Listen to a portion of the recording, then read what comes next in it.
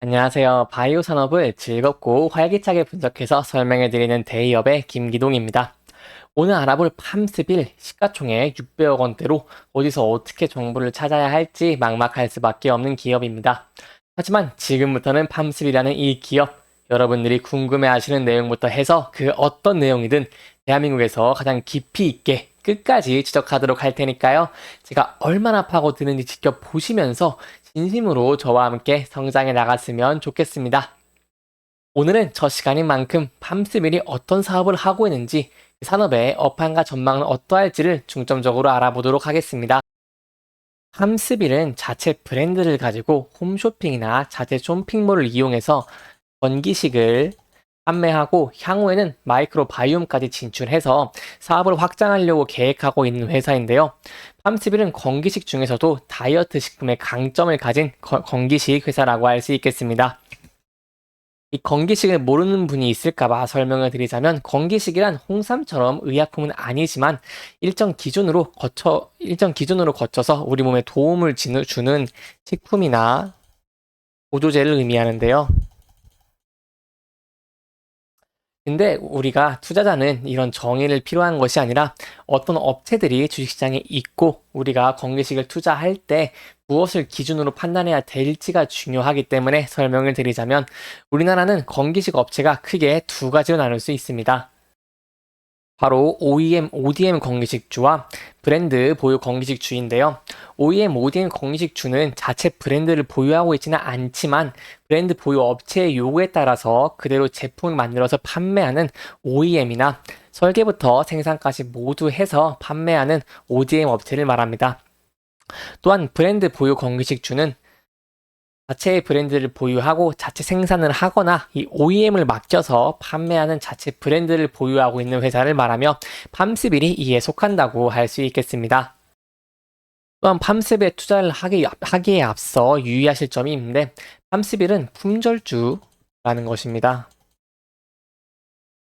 이 품절주는 시가총액이 상대적으로 작으면서 세대주주 등 특수 관계인과 자사주 비중이 높아서 유통 주식수가 적은 종목을 말하는데요. 팜스빌은 유통 주식수가 약 28% 정도입니다. 즉, 품절주는 단어 그대로 유통 주식수가 적기 때문에 품절되었다는 뜻에서 품절주라는 명칭이 붙여진 것인데요. 품절주의 특징은 유통 주식수가 적기 때문에 상대적으로 변동성이 높으며 주가가 이상 급등하는 경우가 많아서 일부러 이 품절주를 찾아서 매매하시는 분들도 있다고 알려져 있습니다. 만약 급등 중에 이 수급이 몰리게 되면 기존의 최대 주주와 특수 관계인 등 기존 주주들은 매도하지 않기 때문에 급등 형상을 더 심해지게 하는 경우가 있으며, 반대로 변동성이 큰 만큼 리스크도 있다는 측면에서 주의도 필요한 종목이 많다는 부분을 염두에 두시면 좋겠습니다. 30일의 매출 비중을 보시면 다이어트비 잉여표 38%로 가장 높은 것을 확인할 수 있고, 그 다음으로는 영양보조, 관절 건강, 면역 황사나 눈 건강, 기타 등으로 매출 비율이 이루어져 있는 것을 확인할 수 있습니다. 함스벨의 재무제표를 보시면 20년부터 꾸준히 상승하다가 22년에 하락하고 현재도 그렇게 좋은 실적을 보이지 못하고 있는 부분은 좀 아쉽다고 할 수 있겠는데요. 하지만 강점을 보시면 영업이익률이 15%대로 매우 높은 것을 확인할 수 있고, 부채 비율 또한 적어서 재무 건전성이 좋다고도 얘기할 수 있겠습니다. 이렇게 실적이 악화되는 원인은 TV 홈쇼핑 시장의 수익률 악화와 방송 횟수가 줄면서 매출도 감소했기 때문인데요. 23년 3분기 실적을 보시면 매출과 영업이익과 당기순이익이 다 감소하여서 실적은 조금 천천히 접근을 해보시는 게 좋다고 볼 수 있겠습니다.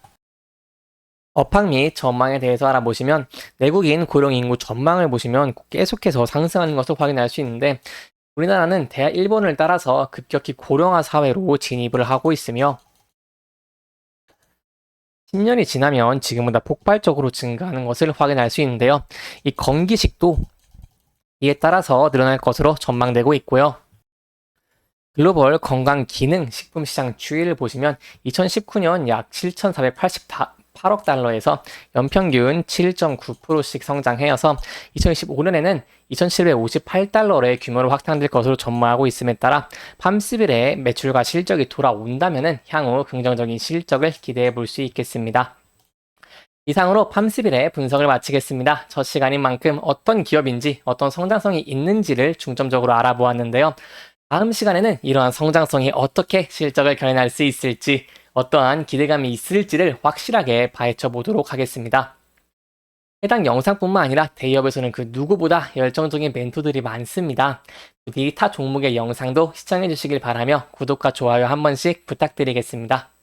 이상으로 오늘 영상 마무리하도록 하겠습니다. 끝까지 시청해 주셔서 감사합니다.